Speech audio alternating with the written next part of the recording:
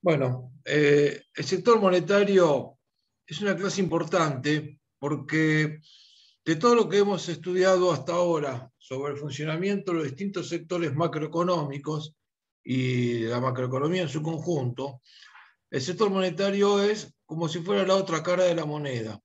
Es decir, no puede funcionar nada de lo real en un sistema capitalista si no funciona también el sector monetario. Por lo tanto, es una contrapartida que tenemos que poderlo entender correctamente, porque los efectos que se toman en materia monetaria tienen relación con cada uno de los sectores de la economía. Como su nombre lo indica, sector monetario, le ponemos ese nombre a propósito, en realidad no es un sector productivo, pero lo hacemos o lo remarcamos de esta manera para que nos metamos en la cabeza que la cuestión del dinero es un mercado más, es un mercado más. Y por lo tanto, como todo mercado funciona a través de un proceso de oferta y de demanda. Y va a tener puntos de equilibrio en el cual se realizan transacciones o puntos de desequilibrio en donde las transacciones no funcionan correctamente. Para introducirnos bien al tema y antes de empezar a analizar los componentes de la oferta y la demanda del mercado, vamos a repasar los conceptos que hacen, aunque ya están planteados de las primeras clases, pero vamos a hacer una composición de lugar, en donde vamos a repasar los conceptos que hacen a la cuestión del dinero. ¿Por qué? Vamos a definir el dinero primero. El dinero lo vamos a definir como un conjunto de activos que cumplen tres funciones básicas en una economía. La primera función es la de que tienen que poder facilitar las transacciones económicas. De hecho, la historia del capitalismo tiene muchísimo que ver con el abaratamiento que a lo largo de la historia se produjo en el costo de las transacciones producidas por el dinero. Esto ha permitido el desarrollo de una economía de mercado. No es que antes no haya existido, porque viene existiendo desde la antigüedad, antiquísima la utilización del dinero. Pero no siempre el dinero se manejó a través de monedas acuñadas por el Estado que aseguraban determinada certidumbre sobre lo que se transaba en un mercado. ¿Por qué lo digo esto? Porque generalmente para hacer algo con transacciones se tomaba una mercadería, de ahí viene la palabra activo, se tomaba un activo que fuese aceptado por todo el mundo. ¿Qué puede ser? Desde una concha marina, como era en América precolombina, incluso en los propios Estados Unidos, cuando los ingleses le tenían prohibido la circulación de dinero propio a las colonias, los americanos tenían su propia moneda utilizando conchas marinas, que eran una simbología que existía en ese momento, que les permitía, que le habían heredado de los indígenas ese concepto. Pero se puede ser oro, puede ser plata, puede ser una piel de oveja. Para que ustedes tengan una idea, siempre que se habla de algo monetario, se dice es pecuniario. Y pecuniario viene de la palabra pec, del arameo antiguo, que era así. Disculpe, creo que hay gente para entrar. No, no tengo nadie en sala de espera yo.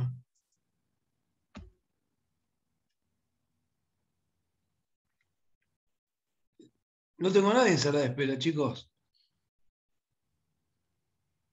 No, porque en el grupo de WhatsApp estaban diciendo para entrar y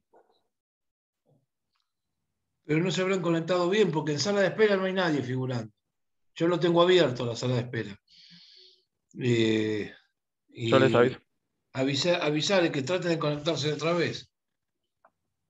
Que entren por el link, cualquier cosa, si no, no pueden. O que prueben por la otra, por el código.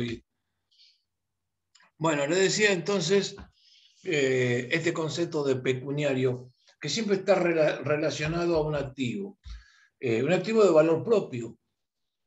Ahora bien, después pasó a ser el oro, la plata, pasó a ser un activo, pero aún así era difícil medirle la calidad, medirle el valor, medirle el peso.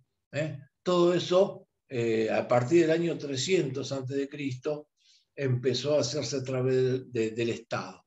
Lo que ocurre en la economía occidental, después de la caída del Imperio Romano, que se hundió en un escándalo inflacionario, no da para hablarlo en este curso porque nos llevaría una clase nada más que hablar eso.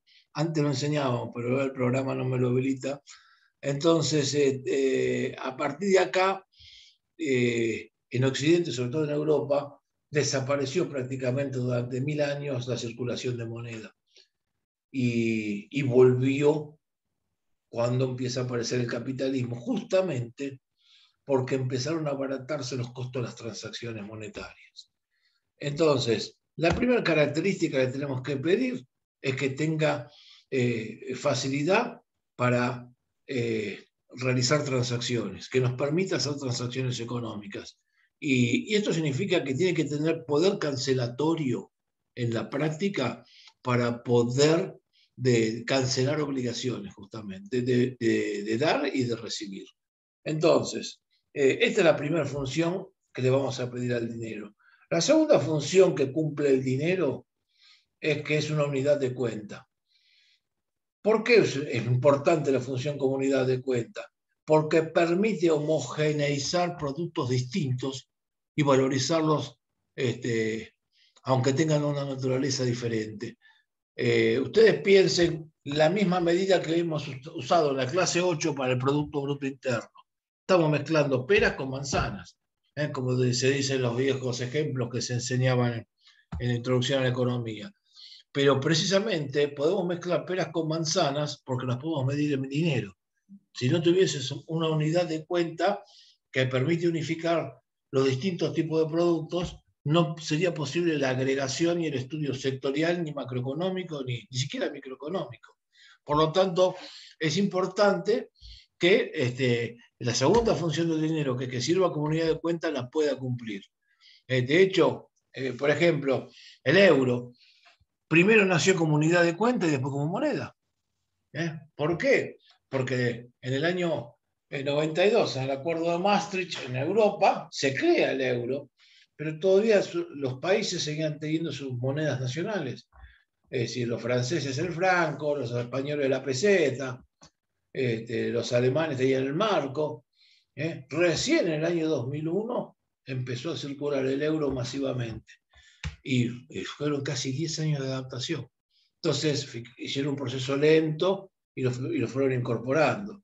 Y a mí me ha tocado ir a países como en España, en donde 10 o 12 años después o más, ya no lo vi últimamente, los gallegos todavía tenían una calculadora que se le vendían en el kiosco que le pasaba peseta a las transacciones en euros, porque si no, no la entendían. Fíjense lo bien que hicieron en dar 10 años para adaptarse, ¿no? Bueno, esa es la segunda. Y la tercera función que debe cumplir el dinero es la función de reserva de valor. Acá en Argentina, medio que el peso reserva de valor no funciona. Por eso tenemos una economía muy bimonetaria, porque si ustedes tuviesen que hoy tomar una decisión de cartera y decir qué hago con los ahorros, pocos o muchos que tengo, van a tener los ahorros puestos en cualquier moneda menos en pesos, salvo que lo vayan a gastar en 24 horas, porque la moneda se devalúa. Ustedes piensen, una persona que gana 100.000 pesos, para poner un ejemplo redondo, en el mes a fines de agosto, hoy estamos entrando a noviembre, fíjense, agosto, septiembre, octubre, al 3% de inflación, esos 100.000 ya valen 90.000. ¿Qué reserva de valor puede tener? Entonces, la realidad es que en nuestro país esa es la principal falla que tiene el sistema. Pero la idea es que ustedes se metan en la cabeza que para que una moneda sea moneda, le debe garantizar estas tres funciones en la economía. Ahora, ¿alcanza con esto? No, hay que estudiar cómo funciona este sistema monetario. Porque como se lo definimos en las primeras 3 clases, cuando se vio globalización y financiarización y todo eso, se les definió que el sistema financiero actual es un sistema que es de tipo fraccionario y de tipo fiduciario. Vamos a empezar por el fiduciario. que como les decía, les escribimos en clases anteriores, viene de la palabra fidus, del latín, que quiere decir confianza, que en inglés es trust, confianza. ¿Por qué confianza? Porque en la práctica no existe ningún activo que respalde el valor de un billete. En algún momento había sistema que lo respaldaba, el patrón oro, por ejemplo. Yo podía emitir un billete, pero el banco que emitía ese billete tenía que tener ese mismo valor respaldado en kilos de oro. O patrones bimonetarios, como en su momento existió la plata, tanto en Estados Unidos como en Francia. Pero la realidad es que cuando se desarrolla un sistema de este tipo, hay un activo que respalda.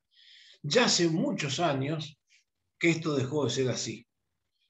¿Qué respalda a cualquier billete del mundo? Nada, no vale ni siquiera el papel con el cual está impreso. Entonces es una cuestión de confiabilidad, de que ese papelito que no vale nada, desde el punto de vista del concepto de mercancía, ese papelito garantiza cumplir estas tres funciones que le estamos hablando. Entonces la gente tiene confianza que estas funciones las va a cumplir. Entonces ahí se produce una demanda de ese papelito que lo convierte en un activo que es fundamental para el funcionamiento de la economía. Por eso es que se llama fiduciario el sistema. Pero por el otro lado, también se trata de un sistema fraccionario. ¿Por qué? Porque el sistema monetario funciona a través de bancos. En una de las piezas clave de este sistema capitalista es que funciona a través de bancos. Más, el nacimiento del capitalismo está íntimamente ligado al nacimiento de los bancos. Nos puede gustar o no. A muchos no nos gusta ni nada, pero es así. Entonces, como funciona a través del sistema de bancos, los bancos operan con lo que se llama un sistema fraccionario. ¿Qué quiere decir eso? Que si usted le deposita 1.000 pesos en el banco no va a tener guardado los 1.000 pesos a que ustedes se los vengan a pedir el día de mañana. Deja una fracción, de ahí el nombre fraccionario, en reserva, puede ser voluntaria. El 10%, estima que le van a pedir el 5, el 10%. Y deja otra fracción que se la pide el Estado. Por ejemplo, en Argentina el Banco Central te obliga a generar un encaje, se llama encaje. Entonces, ¿qué hace? Lo tenés que tener guardado en el Banco Central. Si vos tenés una corrida, el Banco Central te la tiene que dar ese dinero. Entonces, ¿por qué? Porque es del banco. En realidad no es del banco, es de los depositantes.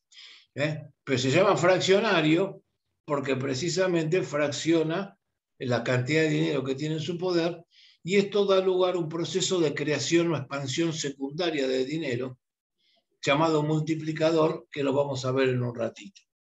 Esos son los dos conceptos que definen al sistema monetario actual, fiduciario y fraccionario. Ahora bien, ya tenemos las herramientas necesarias para enfocarnos al análisis del mercado. El análisis de mercado, como todo mercado, les dije al principio de la clase, tiene una oferta y una demanda. La oferta en el mercado monetario es la oferta monetaria y la demanda es la demanda de dinero. Obviamente, el punto de equilibrio del mercado es en donde la oferta de dinero se iguala a la demanda de dinero. Entonces, ahora, antes de ver cuáles son las condiciones de equilibrio, que las vamos a ver en otra clase, es necesario ver qué determina la oferta y la demanda de dinero, que eso es lo más central que me interesa que se graben en la cabeza, y más que grabárselo de memoria, traten de entenderlo, porque es importante entender cómo funciona. Esto les va a servir independiente de aprobar, más allá de aprobar el examen o no, les va a servir toda la vida. Entonces, empecemos por estudiar la oferta monetaria. Para empezar a estudiarla vamos a definirla. Hay tres maneras de definir la oferta monetaria que son equivalentes. Es decir, ¿qué quiere decir? Que siempre va a dar el mismo resultado. La primera definición, que es la más importante de toda la clásica, es en donde definimos la oferta monetaria como la suma del circulante de dinero en manos del público más los depósitos del sistema bancario. Si llamamos C al circulante, no, al circulante no lo vamos a llamar C. Al circulante en manos del público, en nuestro balance del Banco Central se lo llama billetes y monedas en manos del público. Entonces lo vamos a llamar B larga, a billetes y monedas en manos del público. Y los depósitos con una D mayúscula. Si sumamos billetes y monedas en manos del público, más el total de los depósitos del sistema bancario, ahí vamos a tener la cantidad total de dinero que tiene la economía. Después lo vamos a abrir este concepto, pero quedémonos con esto por el momento. El segundo concepto, o la segunda forma de definir la cantidad de dinero de la economía, M, vamos a llamar M, cantidad total de dinero, M mayúscula. La segunda forma de definirlo es diciendo que es igual a la base monetaria más la expansión secundaria. Ustedes anótenlo, ahora lo desarrollamos. Es igual a la base monetaria, B mayúscula M, BM, como el BMW, B mayúscula M mayúscula, base monetaria, más la expansión secundaria. Y la tercera forma de explicar la cantidad total de dinero es con el concepto de base monetaria multiplicado por el multiplicador monetario. Ahora paso a explicar detalladamente, aunque esto ya lo tenían que haber visto en macroeconomía.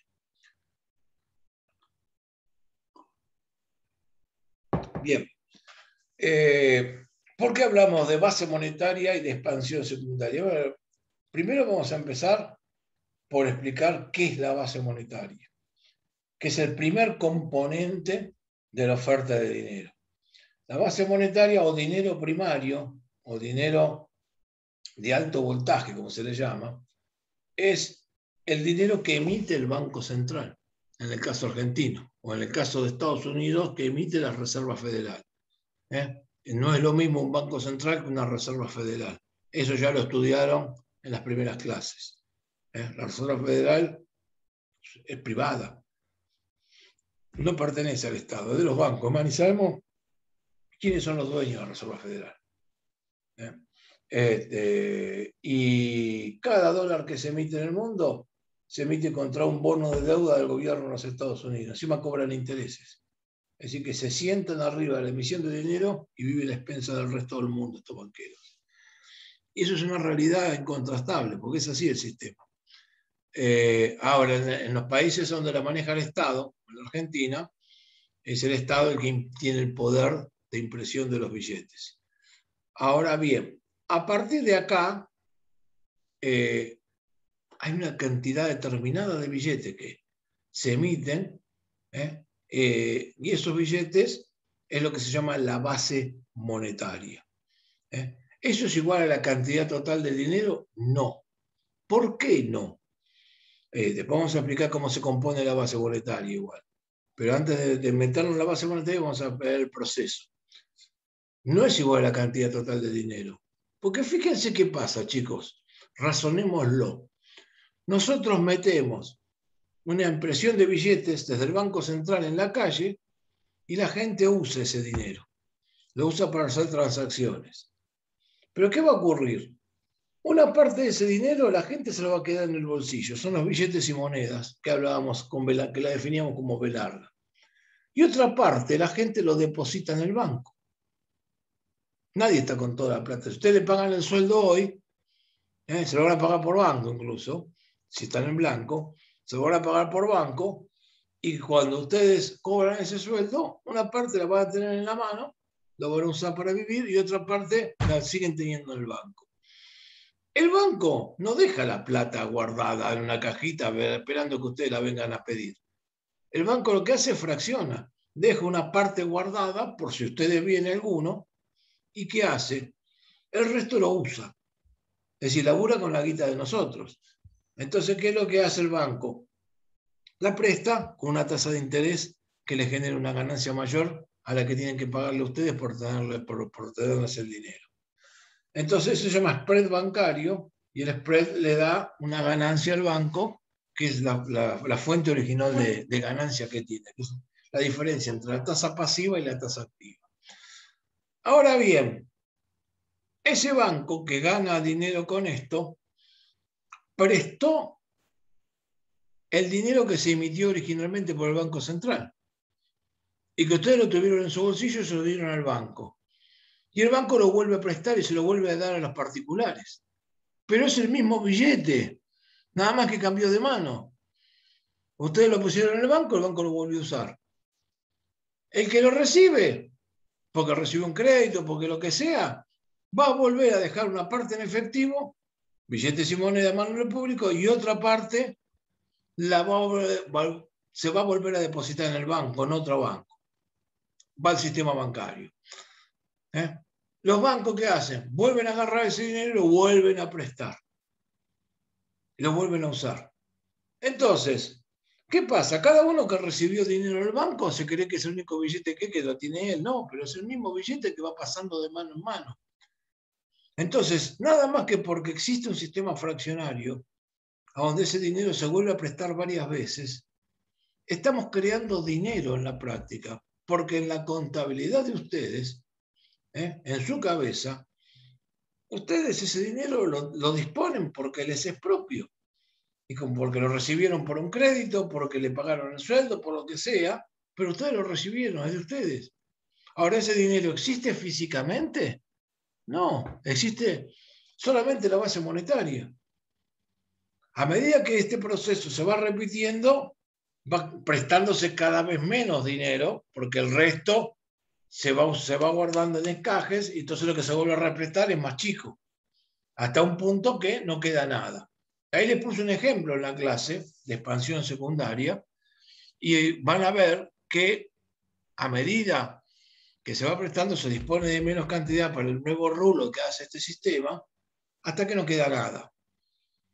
Entonces, si sumamos toda la cantidad de dinero que hay al final de los rulos que pasa por la economía, vamos a tener el total E de M, o la cantidad total de dinero.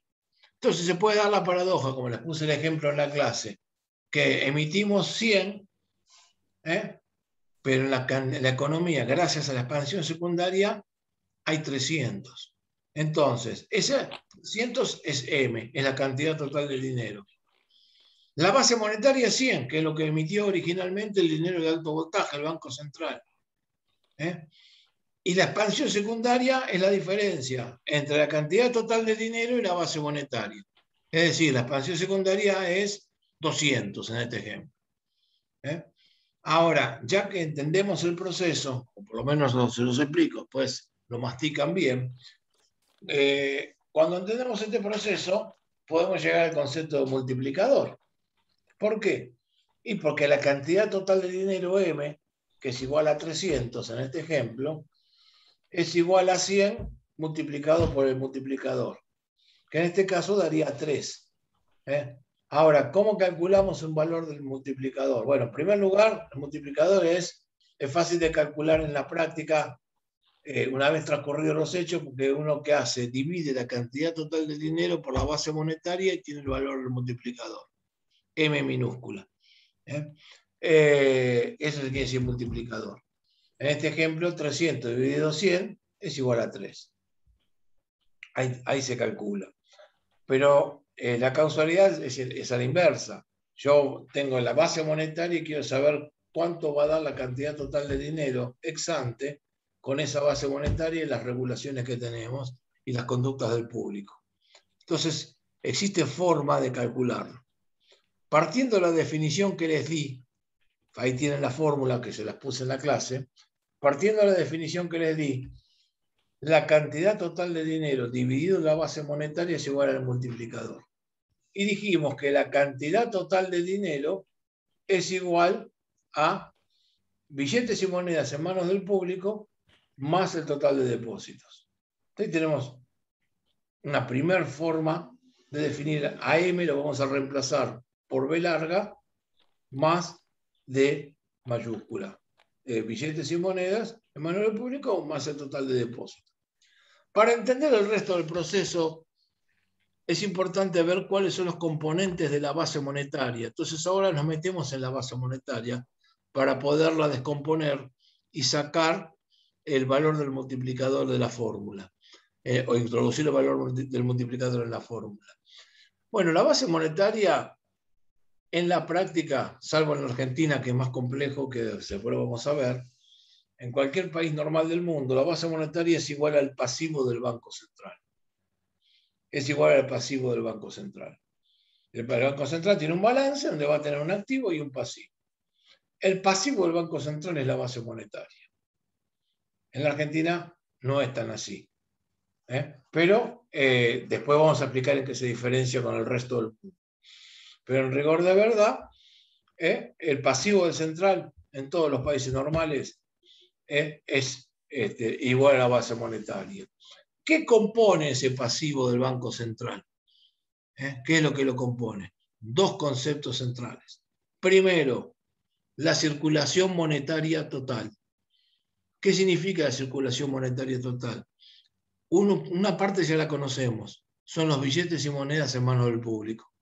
Es el mismo que está definido para la cantidad total de dinero. Pero también están los billetes y monedas en manos del sistema financiero. Aquel dinero que voluntariamente el banco guarda para poder hacer sus transacciones diarias. Que cuando ustedes van a la caja, o van al Banelco, o van a cualquier lado, meten la tarjeta, se llevan ese dinero en efectivo el banco guarda para las transacciones. Entonces, ese es el circulante, se llama. Billetes y monedas a mano del público, más billetes y monedas en entidades financieras. Esto es circulante de dinero. ¿Esto es todo la base monetaria? No, es el primer componente de la base monetaria. El segundo componente de la base monetaria son los encajes bancarios. Es aquel dinero que el Banco Central le obliga a los bancos a guardar en el Banco Central por las dudas. Entonces, si ustedes, para tengan un ejemplo, reciben 1.000 pesos en depósitos y deciden dejar 100 pesos como banco, deciden dejar 100 pesos por si vienen a pedirle alguna transacción, ese dinero que ustedes dejan son los billetes y monedas en entidades financieras. Y si el Banco Central aparte le dice, me tenés que guardar 300 pesos en el Banco Central, eso se llama encaje bancario. Ese dinero el banco no lo puede usar, lo tiene que guardar en el Banco Central. Pero es propiedad del banco, es un activo del banco. Y es un pasivo para el Banco Central porque es un depósito que se le hace desde un banco privado en el Banco Central y por lo tanto jurídicamente no es del central ese dinero. Y el central lo tiene que tener contabilizado en su pasivo.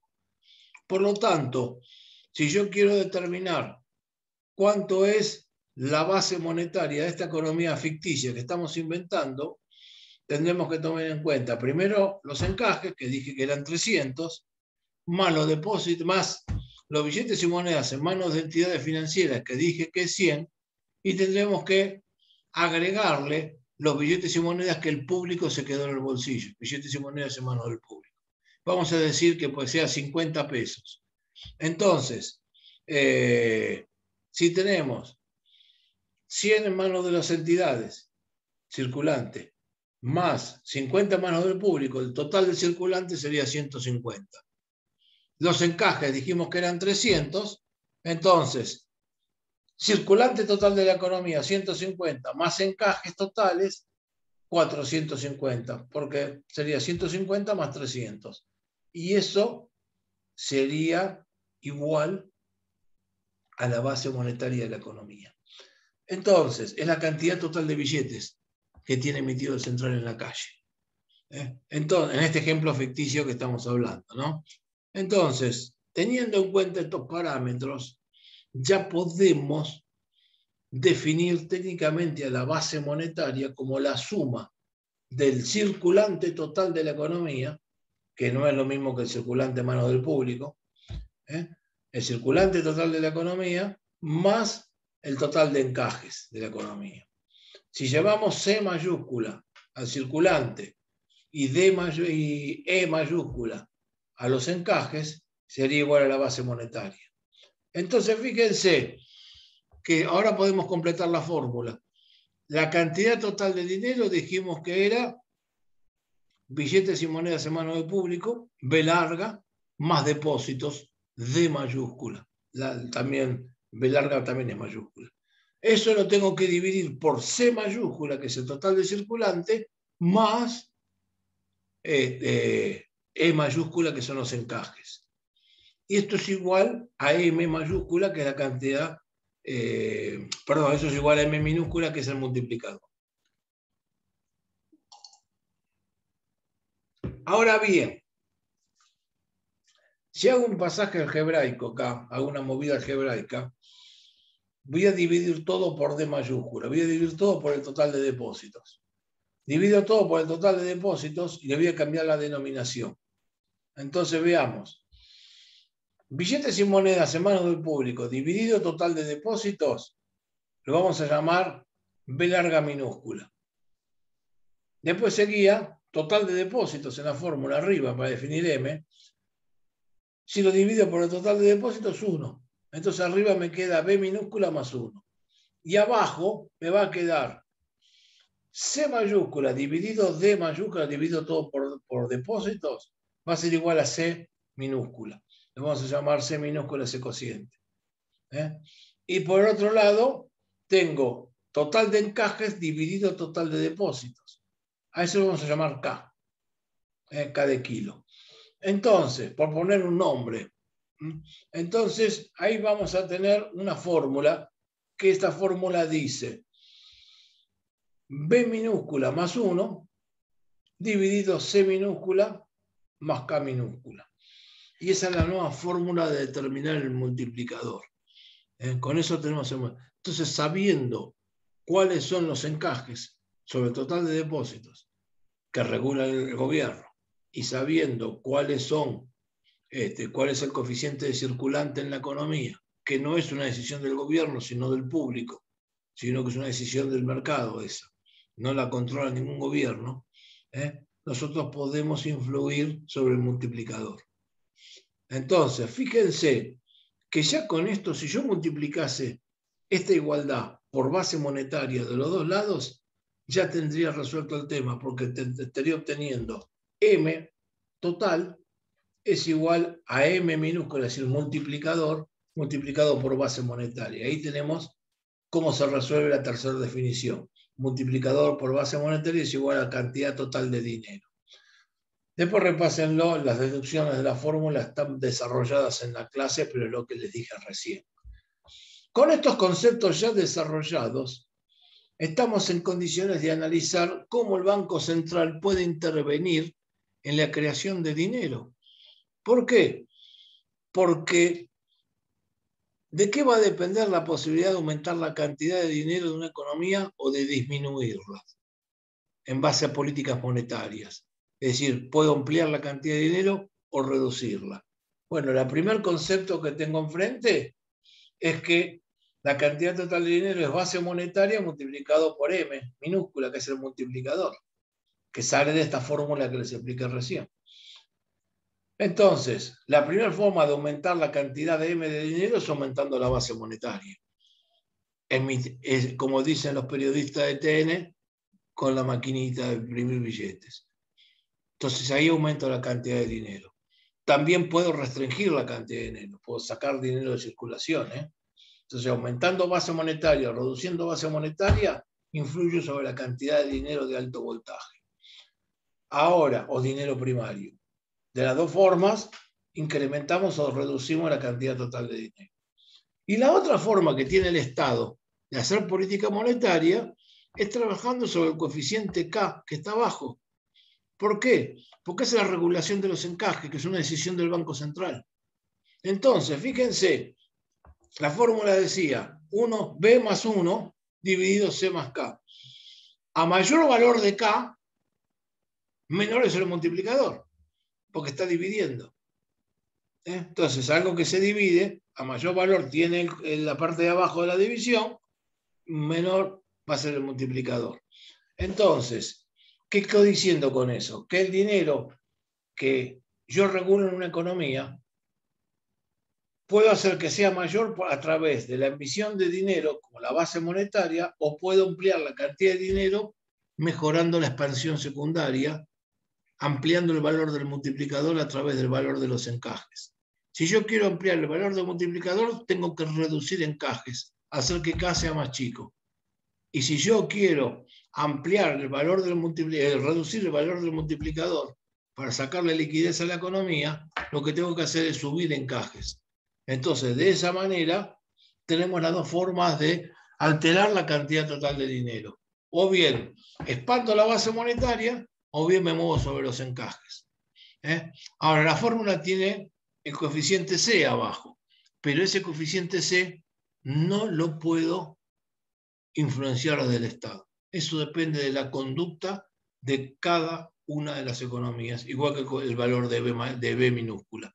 Eso depende, y puede ser que una economía que tenga mucho circulante tenga un menor multiplicador, y una economía que tenga un menor circulante va a tener un mayor multiplicador, pero eso es conducta de mercado. La gente puede preferir tener mucho circulante en el bolsillo. Si la gente quiere tener mucho circulante en el bolsillo, el coeficiente C va a ser más alto. Y al ser más alto el coeficiente C y estar dividiendo en la fórmula, va a ser un multiplicador más chico. Matemáticamente se entiende. El tema es conceptualmente que lo entendamos. ¿Por qué? Porque al quedarme la guita en el bolsillo, el banco tiene menos dinero para hacer el rulo de la expansión secundaria. Entonces el multiplicador es menor. Lo mismo pasa con el coeficiente de B que está arriba. A mayor valor del coeficiente B, voy a tener también un valor distinto de multiplicador. Bueno, ahí es donde tienen que mirar cómo se puede intervenir o no en el proceso de creación de dinero. Bien, ya con esto explicado, entendimos bien desarrollado el concepto de base monetaria, el proceso de expansión secundaria, la cantidad total de dinero. Nos queda por analizar dentro del Banco Central, dentro del balance del Banco Central, qué activos lo componen, porque vimos los pasivos, que no está completo, como faltan ver algunos pasivos del Central que son especiales en la Argentina, que ahora los vamos a explicar. Pero en los activos, ¿qué se cuenta dentro del balance del Banco Central? Hay tres rubros que tenemos que considerar. El primer rubro son las reservas internacionales. Es la cantidad de dinero en pesos que el Banco Central tiró a la calle y que lo utilizó para comprar dólares y guardar esos dólares en reservas. El valor de las reservas está en pesos.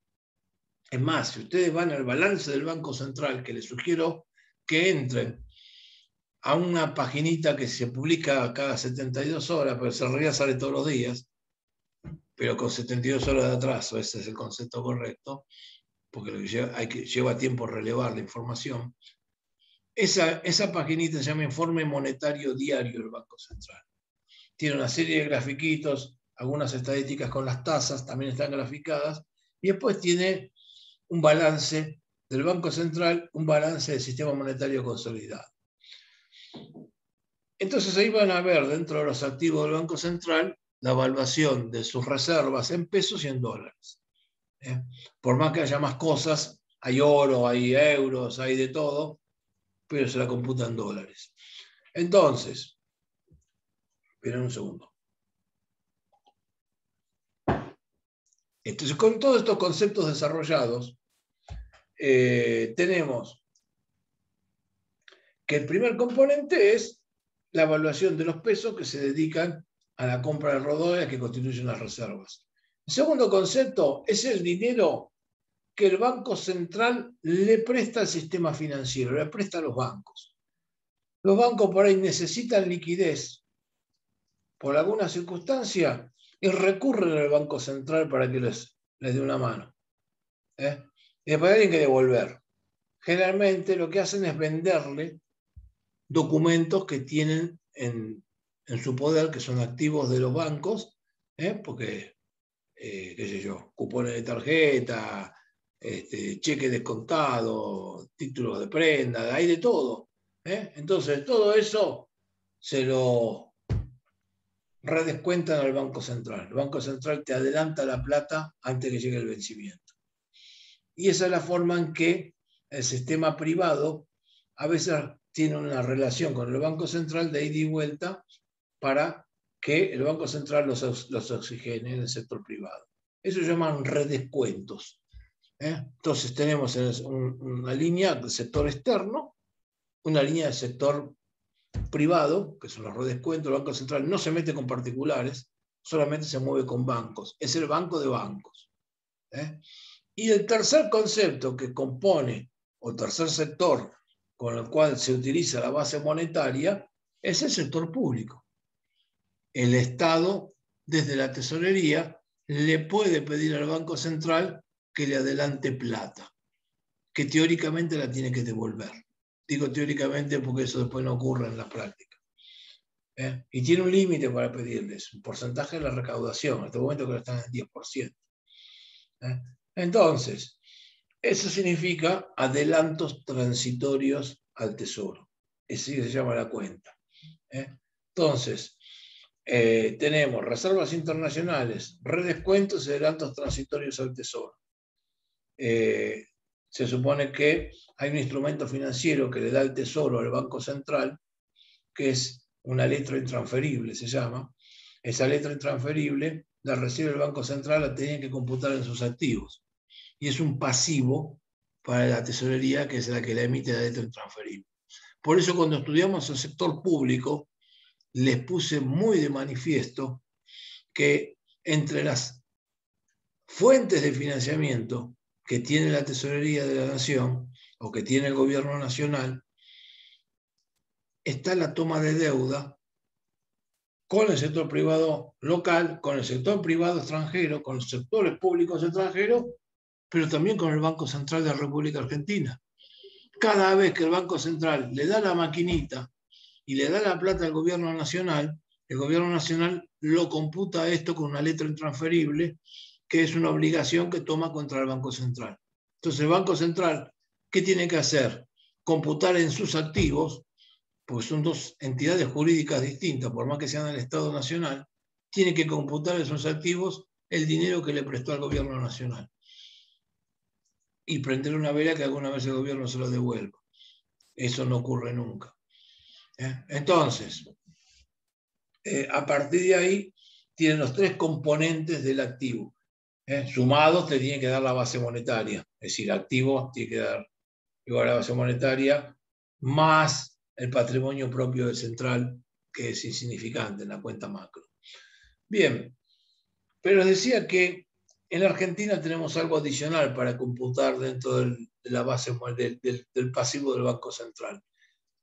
¿Y por qué es así? Porque acá tenemos un par de herramientas que son los pasivos que emite el Banco Central, aparte del dinero. Por ejemplo, en este momento, ustedes habrán sentido hablar de las LELIQs, que se llaman letras de liquidez. Antes de las LELIQs había otro pasivo que se llamaban las LEVAQs, que se llaman letras del Banco Central. Había más herramientas, estaban las LEVAQ, las NOVAQs, había otras herramientas que las LEVAQs son pasivos del Banco Central. Es decir, cuando el Banco Central necesita intervenir a veces en la liquidez del mercado argentino, lo que hacía era emitir una letra del Banco Central, las LEVAQ, por ejemplo. Las LEVAQ se crearon en marzo del año 2002, en plena crisis de la salida de la convertibilidad. Me acuerdo que muchos a lo mejor recién habían nacido, pero el presidente del Banco Central en esa época era Mario Blecher, que fue un funcionario histórico del Fondo Monetario Internacional, y que vino a trabajar en la Argentina, es argentino, ¿no? Mario Blecher. Cuando fue la crisis y explotó todo el sistema, se buscó una persona con prestigio internacional que podía dar. Entonces, ¿qué pasaba? La Argentina en el año 2002 tenía un problema. Presten atención porque esto es una dinámica que a veces vuelve. Tenía un problema. Le entraba dinero, porque no estábamos pagando la deuda externa, estábamos en default. Entonces, todo el dinero que provenía de la devaluación que hizo Duhalde era superávit comercial. Y ese dinero se liquidaba en pesos porque había tipo de cambio fijo o flotación sucia. Pero el Banco Central, ¿qué hacía? entregaba los pesos a cambio de quedarse con los dólares para recuperar sus reservas. Lo hizo primero con el gobierno de Duhalde y después siguió con el gobierno de Néstor Kirchner. Mismo ministro que era Roberto Lavalle. Entonces, ¿qué ocurría? Teníamos 12.000 millones de dólares de superávit comercial y ese dinero se emitía todo en pesos a un precio de 3 pesos el dólar. Es decir, que le tiraba a la economía a moneda hace 20 años 36.000 millones de pesos. Conclusión. Si no hubiese un montón de argentinos pidiendo más pesos en efectivo, lo primero que uno va a concluir de acá, después sobre todo de ver el resto de la clase, que eso se va a ir a precios. Entonces, ¿qué es lo que hacía el Banco Central para evitar que esa emisión de dinero proveniente del superávit externo se fuese a la inflación? Creó las LEVAX. Entonces colocaba las LEVAX en el mercado, las vendía por pesos. Entonces cualquier particular que quería hacer un buen negocio, el Banco Central le ofrecía una tasa altísima. Y entonces, ¿qué hacía? Le daba los pesos que tenía en el bolsillo al central y el central los sacaba de circulación. Y con eso evitaba un desborde inflacionario. Eso se llama esterilización, chicos. Entonces, el objetivo de la creación de pasivos del Banco Central se llama esterilizar moneda, es decir, esterilizar emisión que se hubiese ido a precio de todas maneras. Entonces, si son montos bajos, esto se puede hacer. Ahora, ¿qué pasó con el tiempo? Y los gobiernos empezaron a abusar. Esto se manejó con prudencia en la época del gobierno de Néstor Kirchner, pero ya cuando vino el gobierno de Cristina, esto se convirtió en un abuso. ¿Y qué estuvieron haciendo con este dinero? Dejaron de tener superávit, y lo que se hizo a través de las LEVAX era emitir letras del Banco Central para financiar el déficit fiscal, que es otra cosa que no tiene nada que ver con la idea original. Y esta mala idea no solamente la desarrolló Cristina, sino que después la siguió Macri. Hasta que crearon una bomba que superaba los 1.000 y pico de millones de dólares, perdón, billones de dólares, billones de pesos, perdón, es una herramienta en pesos, que no se podían pagar de ninguna manera. Entonces, era una fuente de desestabilización de la economía, porque todos los agentes económicos se veían venir que la única forma de cancelar las LEVAX era emitiendo dinero, y que esto se iba a disparar el dólar y iba a disparar la inflación. ¿Qué es lo que finalmente ocurrió? Entonces, en el gobierno de Macri, en el mes entre marzo y mayo del año 2018, esta bomba de las LEVAX explotó y tuvieron que sacarlas de circulación. Las LEVAX eran títulos de deuda del central que duraban 3 meses, 4 meses, y cada tanto había que cancelarlas. Y después se emitía otra tanda nueva. Esto no es que desapareció. En la última etapa del gobierno de Macri se reemplazaron las LEVAX por las LELIQs. Las LELIQs se llaman letras de liquidez. Está claro que hoy hay más de 2 billones de pesos, 2,2 billones de pesos en LELIQs dando vuelta, pagando una tasa del 40% anual. Entonces, esas LELIQs o letras de liquidez hoy duran más o menos, se licitan a 3 semanas y después hay que cancelarlas. Y capitalizan cada 3 semanas. Cuando viene el vencimiento, el gobierno no las cancela. La cancela, sí, ficticiamente, pone la plata, la emite, y después en el mismo instante hace una licitación de nuevas letras. Y se supone que los bancos se la compran con una pistola en la cabeza, pero se la compran. Prácticamente la mitad del sistema prestable de los bancos está prestado al Estado con herramientas de este tipo. Y ese es crédito que no tiene la economía privada, crowding out, como lo hemos visto en clases anteriores. Entonces, ese dinero es un pasivo del Banco Central.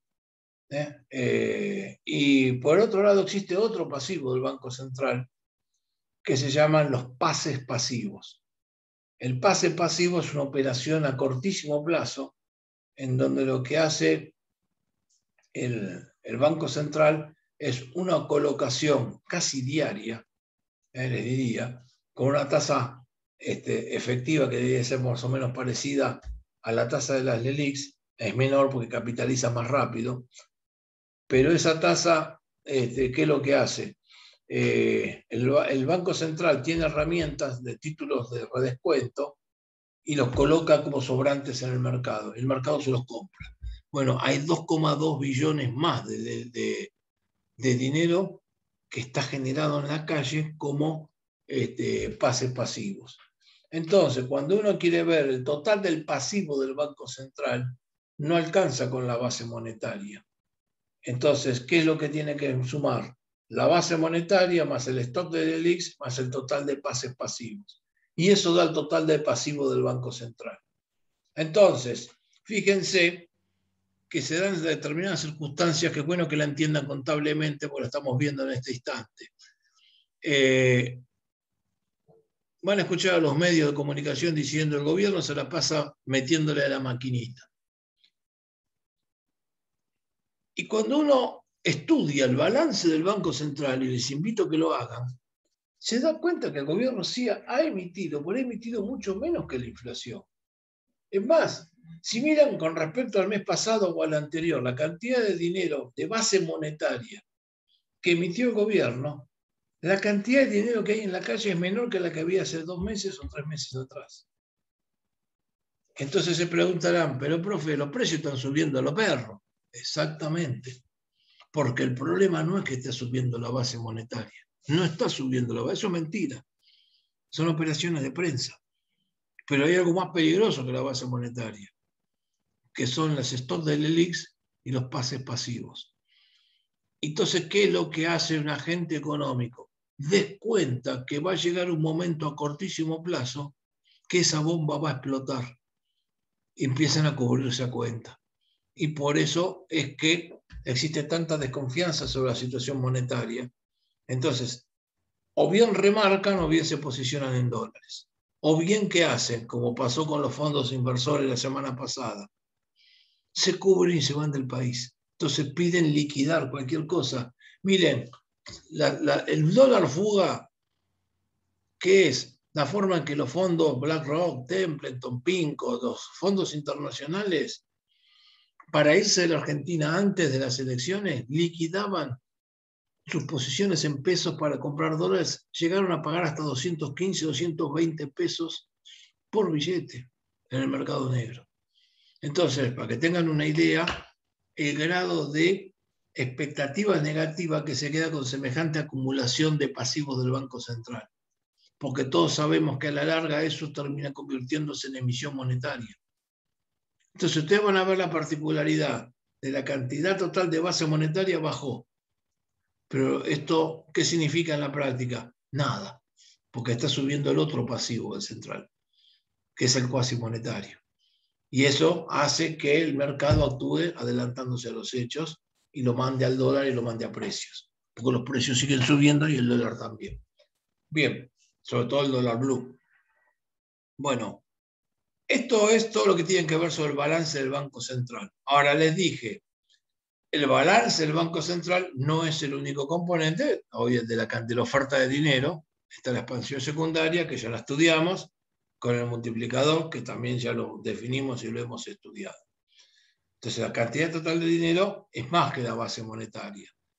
Ahora bien, contablemente, cuando se estudia el balance consolidado del sistema financiero, que es la suma del dinero que tienen los particulares, más el dinero o el balance de los bancos, más el balance del Banco Central, tenemos el sistema monetario consolidado que da la cantidad total de dinero.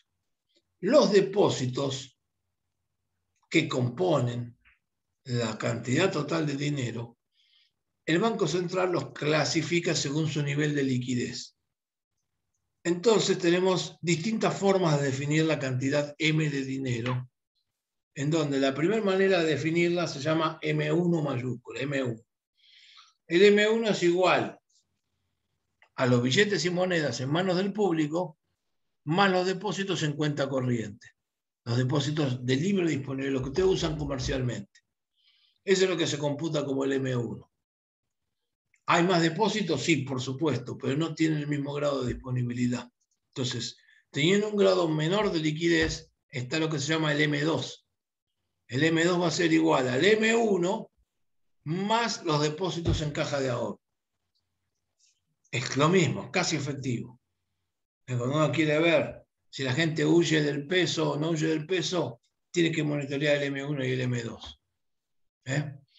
Ahora, ¿es todos los tipos de depósitos que hay? No, están los plazos fijos. Entonces, ahí entramos al tercer concepto, que es el M3. Y el M3 es igual al M2 más los depósitos en plazo fijo, los que se les ocurra. Los con cláusula UVA, los cláusula fija, la tasa variable, a 30 días, 60 días, 90 días, 180, un año. Entran todos los depósitos a plazo fijo. Entonces, los depósitos a plazo fijo más el M2 es igual al M3. Ahora, ¿esto es suficiente para ver total la cuestión monetaria? No, tampoco. ¿Por qué? Tenemos que definir una categoría más, que es el M'3. Prima 3 es una comilla, un tilde arriba del M. El M'3 es igual al M3 más los depósitos expresados en pesos, pero que son con origen en moneda extranjera. Entonces, son los depósitos en dólares, en yenes, en euros, lo que se les ocurra. Eso está evaluado en el balance del Banco Central. En este tema se va a volver en la clase 15, pues, en donde le damos para que miren explícitamente las herramientas que tienen. No sé si la van a ver conmigo en este curso, pero en la clase 15 se ve la herramienta que le estoy describiendo ahora, la van a estudiar en el herramental que le damos para que midan lo que estamos estudiando ahora, ¿no? Todo. No solamente esto, sino vamos a ver indicadores de producción y un montón de cosas más, cosas que les permita a ustedes meterle el aceite a la economía con cosas prácticas. Les damos las herramientas para que las puedan buscar por su cuenta en cualquier página, sin necesidad de estar esperando que alguien se las explique o se la maquille.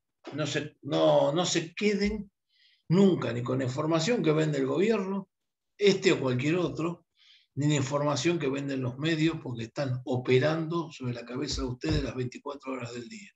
O le venden un paraíso o le venden un infierno. Pero las dos formas son mentiras. En realidad ustedes van a ser profesionales y tienen que tener la capacidad de entenderla por su cuenta. Para eso damos estas herramientas.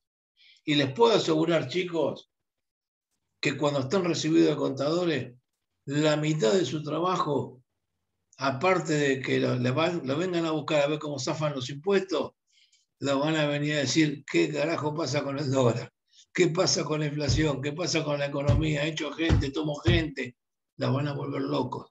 Entonces tienen que tener una capacidad analítica propia para entenderlo. Y la idea es que lo sepan entender en un contexto de análisis de la economía internacional, que es lo que trata de darle este curso. Porque vivimos una economía globalizada y no hay forma de entender la macroeconomía, de entender la economía cotidiana, si no es a la luz de lo que pasa en forma interrelacionada con el resto del mundo. Hoy no se puede tener un país aislado, no existe más eso. Nos guste o no nos guste, no quiere decir que está bien, no es una cuestión de valor, es así simplemente. Bien, ya con esto tenemos definidas todas las categorías de M por orden de liquidez. Ahora que ya vimos los componentes de la oferta monetaria, estamos en condiciones de entrar a la segunda parte de la clase, que es la demanda de dinero, que es la otra parte del mercado monetario. La demanda de dinero, chicos, conceptualmente es una decisión de cartera. ¿Qué quiere decir una decisión de cartera? ¿Qué corno hago con la guita que tengo encima, con mis riquezas? Puedo tener oro, puedo tener bonos del gobierno de Estados Unidos, puedo tener dólares, puedo comprarme un autito, puedo comprar una casa o puedo tenerlo en efectivo.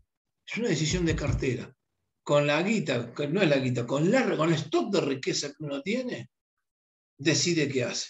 Si tiene una casa, un auto, oro, joyas, lo que sea. En algún momento esa decisión de qué hacer con su riqueza, la tiene que tomar. Por ahí hay cosas que no las decidieron ustedes y le vinieron en el combo. Heredaron una casa, heredaron un coche. Está bien, pues pueden liquidarlo. La decisión de cartera la toman lo mismo. Entonces, ¿cuánto dinero pienso tener yo en mi bolsillo? Es una decisión de cartera. Y eso se llama demanda de dinero.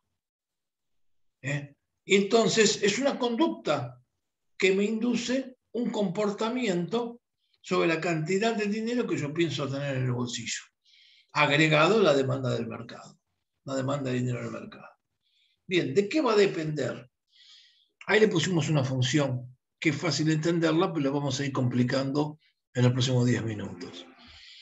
La demanda de dinero la vamos a definir, MD, la vamos a primero dividir en dos conceptos. Demanda de dinero nominal y demanda de dinero real. La demanda de dinero real se mide en porcentaje del PBI. La demanda de dinero nominal se mide en billetes, en pesos, directamente. Entonces, ¿cómo sacamos la demanda nominal de dinero? La demanda nominal de dinero es igual a nivel general de precios multiplicado por la demanda real de dinero. La demanda real de dinero es igual a una función L, una función L mayúscula, y en paréntesis le pongan ahí, de la tasa de la cantidad de transacciones, el tamaño del PBI, a mayor PBI, más demanda de dinero porque tengo que hacer más transacciones, a menor PBI, menor demanda de dinero porque tengo que hacer menos transacciones. Entonces, ahí tenemos una primer componente que explica la demanda de dinero. Y el segundo componente que explica la demanda de dinero es la tasa de interés nominal de la economía. Tasa de interés nominal de la economía, la vamos a llamar I latina. Y ahí cierro el paréntesis. La tasa de interés nominal de la economía trata de expresar el costo de oportunidad de tener dinero en el bolsillo. A ver, chicos, si yo quiero tener efectivo en el bolsillo, está bien, me siento seguro, lo tengo acá, tengo un beneficio.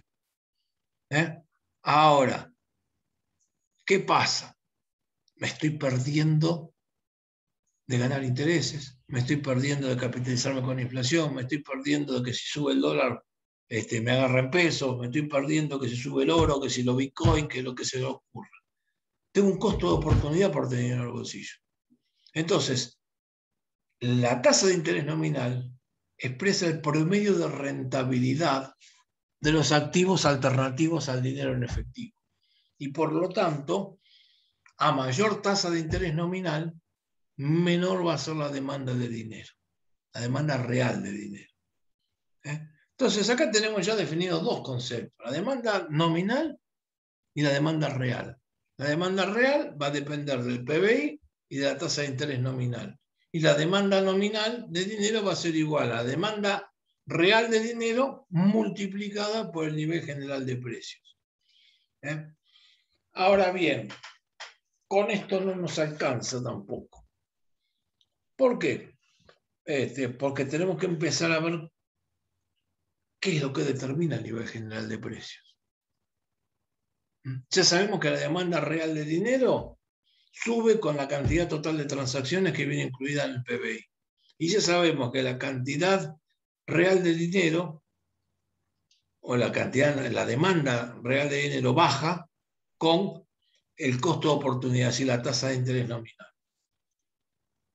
Ahora también fíjense que está multiplicada determinada cantidad nominal de dinero, la demanda nominal de dinero, estamos multiplicando esto por P o el nivel de precios de la economía. Como lo estamos multiplicando, a mayor nivel de precios, mayor va a ser la demanda nominal de dinero. El razonamiento es muy fácil de hacer, porque si los precios suben, para hacer las mismas transacciones que antes necesito más guita en el bolsillo.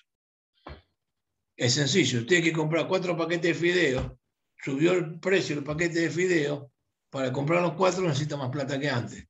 Entonces, la demanda nominal de dinero va a subir mientras suba el nivel de precios. Hay una relación directa. Presten mucha atención acá, porque ahora vamos a agregar de qué depende ese nivel de precios. Fíjense que vamos a definir ahora al nivel general de precios como un polinomio, en donde vamos a considerar dos tipos de sectores en la economía. El primer sector va a ser denominado el sector de bienes comercializables o bienes transables económicamente. ¿Qué quiere decir eso? Que su nivel de precios local está definido por su relación con el comercio mundial o con los precios internacionales. Un bien que se transa internacionalmente o se comercia internacionalmente, como el trigo, la soja, la carne, en la Argentina su valor va a depender, como lo vimos en la clase de sector externo, en la Argentina su valor va a depender del precio internacional del bien multiplicado por el tipo de cambio. Lo vimos en la clase 10. Entonces, ¿cuánto va a valer el trigo en la Argentina? El precio internacional del trigo multiplicado por el valor del dólar. Salvo que le pongamos retenciones, le pongamos, bueno, esa es otra historia. Si no me meto, ese es el precio en la Argentina. Lo mismo pasa con la soja. Lo mismo pasa con la carne. Les dije el otro día, sube la demanda mundial de carne por la reactivación de la pandemia y obviamente eso hizo que los chinos salgan a consumir carne masivamente, disparó el precio de la carne en el mundo y obviamente nos disparó el precio acá en Argentina. La carne subió en dólares, pero subió en dólares por los chinos. Al margen de que también fracasó la cosecha de soja en Estados Unidos e hizo subir el precio de la soja y eso hizo subir el precio de los balanceados y subió el precio de la carne de cerdo y la carne de pollo. Es decir, todas las carnes se dispararon para las nubes. Entonces, ¿qué hace? Me pega en un índice de precios más alto dentro de la Argentina. Ahora, lo mismo pasa con los bienes importados. Yo puse ejemplo de bienes que exportamos, pero acá les voy a poner también. Si yo tengo que traer la ropa de Bangladesh, que es de donde viene toda la ropa, por más que diga donde quiera, la fabrican allá, puede ser la marca más cheta del mundo, que se va a hacer en Bangladesh, con mano de obra esclava.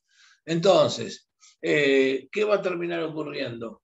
Esa ropa que va a venir importada, que la puedo comprar en un shopping de... Acá está muy de moda ir tour de compra, shopping a Miami, a Nueva York, qué sé yo. Viene todo Bangladesh. Entonces vienen acá Louis Vuitton, que esto, ¿no? Viene todo Bangladesh. Entonces, pero vienen dólares. Si el precio sube en dólares de la remera, de la camisa o del pantalón, a mí me sube acá en la Argentina.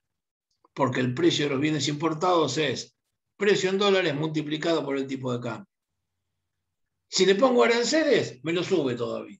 Porque el arancel encarece por sobre esta cuenta. Un 10% es un 10% más. Un 30%, que es el promedio acá, un 30% más. Con las exportaciones es al revés. Si le pongo retenciones, el productor local recibe el precio internacional por el tipo de cambio menos la guita que me sacan por las retenciones. Entonces es como un precio negativo. Le saca una parte del precio. Bien. Con estos elementos ya sabemos que el primer componente del índice de precios es el índice de precios que se deriva de los bienes comercializables y que van a ser igual. Vamos a denominar precio internacional P por un asterisco arriba, multiplicado por el tipo de cambio, P asterisco arriba de los bienes comercializables, ¿no? Cuando P sub C, multiplicado por E mayúscula, que es el tipo de cambio. Ahora, esto participa en un porcentaje de la economía. A ese porcentaje de la economía lo vamos a llamar S1, minúscula, S1. Me está diciendo, si S1 es 0,30, es el 30% del total de bienes. No lo tomen lineal esto, en el sentido de que no hay nada en estado puro. Les decía hace un rato, o hace un rato no, en clases anteriores, un paquete de yerba. No hay nada más argentino que la yerba. Pero el paquete que la lleva envuelta tiene cosas que vienen de Finlandia, tiene cosas que vienen de Alemania, tiene cosas que vienen de Brasil o de España, o lo que sea. Entonces, hay un componente de ese costo que proviene de bienes transables. Y obviamente entra del paquete dentro del S1. Por eso es que cuando sube el dólar se altera toda la cadena de valor en el precio en Argentina. Entonces, el primer componente del polinomio es los bienes transables o los bienes comercializables. S1 multiplicado por el precio internacional de los bienes transables multiplicado por el tipo de cambio. Pero esto no es todo. Están los bienes no comercializables o bienes no transables. Por ejemplo, los servicios. Si ustedes se van a hacer un corte de pelo, o van a tener un personal trainer, o un paseador de perro, o un estilista, o una mina que le corta las uñas, o lo que sea, ¿qué van a tener ahí? Son bienes que no se pueden ir a comprar a Miami, tienen que hacerlo acá en Argentina. Ni en Brasil, ni en Europa, nada. Son bienes específicos de acá. Esos bienes dependen de su contenido de trabajo. Básicamente es el salario el principal componente del costo, ese tipo de bienes.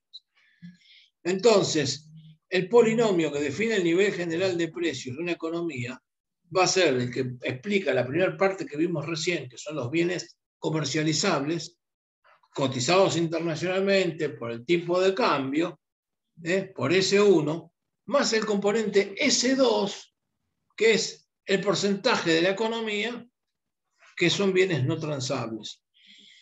Y eso multiplicado por el precio de los bienes no transables, que es un promedio, lo vamos a llamar NC, o bienes no comercializables. Ese me da el nivel general de precios.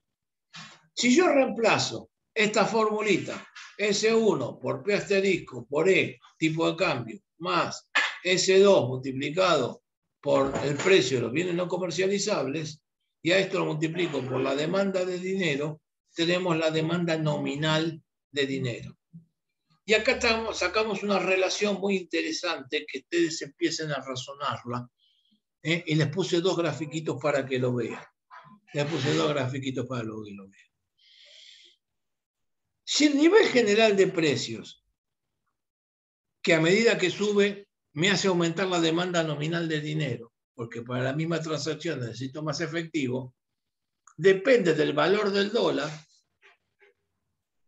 porque los bienes comercializables dependen del valor del dólar, existe una relación íntima entre la demanda nominal de dinero y el precio del dólar.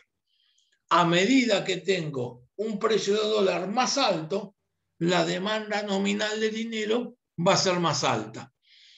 Entonces, es una curva con pendiente positiva la demanda nominal de dinero. Si yo graficase cantidad de dinero en las abscisas y precio del dólar en las ordenadas, a medida que la demanda de dinero la tenga que expresar en este contexto, va a ser una curva con pendiente positiva, porque a medida que sube el precio del dólar, sube la demanda nominal de dinero.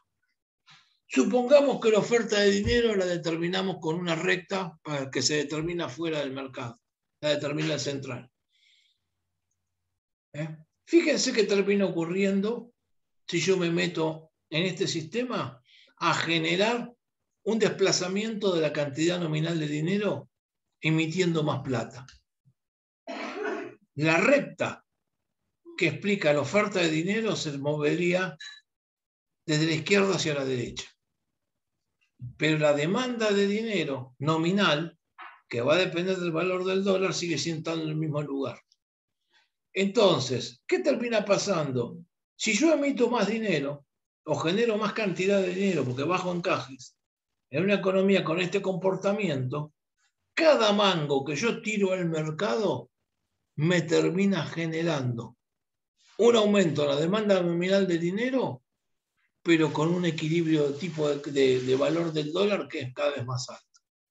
Es decir, una emisión de dinero inexorablemente termina disparando el valor del dólar siempre y en todo momento, porque el nivel general de precios de la economía está dolarizado en un porcentaje S1. Entonces, no va a ir todo a precios, pero un porcentaje pega. Entonces, eso se lo van a enseñar a medir después, que se llama el pass-through, que lo van a estudiar en la clase 15, como parte de los elementos de análisis, que es cuánto tarda en una economía después, cuando se dispara el precio del dólar, producto de la emisión de dinero, lo que sea, cuánto tarda el pass-through, es pasar a través de la economía, quiere decir eso, para que pegue en el nivel de precios. A la larga, más que a la larga, a la corta lo termina arrastrando. Entonces es un sistema que se va acelerando y se va retroalimentando a sí mismo. El pass-through pega primero en el índice de precios mayoristas y después el índice de precios mayoristas, que está totalmente dolarizado, lo arrastra el índice de precios al consumidor, que tiene una influencia de bienes no comercializables más grande, porque mide los servicios también. El mayorista no mide los servicios. Eso lo van a estudiar en la clase 15, chicos. Bien, entonces acá tenemos una primera conclusión, que la demanda nominal de dinero va a subir con el precio del dólar y obviamente un aumento en la cantidad de dinero termina generando inexorablemente una suba del precio del dólar. Él les mostré un gráfico para que se lo graben en la cabeza y no se lo olviden en su vida. El otro concepto importante que tenemos que ver ahora es cómo manejamos la demanda real de dinero. Y la demanda real de dinero es fácil de deducir en estas fórmulas. Dividimos todo por el nivel general de precios. Entonces, tomo demanda nominal de dinero, lo divido todo por nivel de precios y me queda demanda real de dinero. Y la demanda real de dinero sabemos que es L, es una función del nivel de PBI y de la tasa de interés nominal. Por lo tanto, para entender de qué estamos hablando con la tasa de interés nominal, de equilibrio, ya sabemos, por lo que estudiamos en el sector externo, que la tasa nominal de equilibrio en una economía global es igual a la tasa de interés internacional más la devaluación esperada más el riesgo país. Entonces, fíjense, y volviendo a la demanda nominal de dinero, si pusiésemos todo en un polinomio, me quedaría que la demanda nominal de dinero va a ser igual a los componentes del índice de precios, S1 por el precio internacional de los comercializables por el tipo de cambio, más S2 por el precio de los comercializables, cierro paréntesis y multiplico por la demanda real de dinero. Y la demanda real de dinero es una función del PBI, y de la tasa de interés internacional, el riesgo de devaluación y la tasa de riesgo país. Entonces, la demanda nominal de dinero, fíjense, va a depender del dólar. ¿De cuánto vale hoy el dólar? Pero también va a depender de cuánto va a valer en el futuro. Porque están diciendo que vale en base a la tasa de interés nominal y el principal componente de la tasa de interés nominal es la devaluación esperada. Por lo tanto, me juega siempre la expectativa sobre el dólar en la determinación de la cantidad nominal de dinero de la economía. Si ahora me corro de la parte nominal y me voy solo a la parte real, obviamente la cantidad real de dinero va a depender positivamente del nivel de Producto Bruto, pero va a depender negativamente de la tasa de interés internacional. A mayor tasa de interés internacional, menor demanda de dinero. Fíjense qué pasa en cualquier país sudamericano. Si sube la tasa de interés de referencia en los Estados Unidos, acá enseguida hay una corrida del dólar, porque la gente se escapa del peso y se va a refugiar en el dólar. Entonces, la tasa de interés internacional reduce la demanda real de dinero.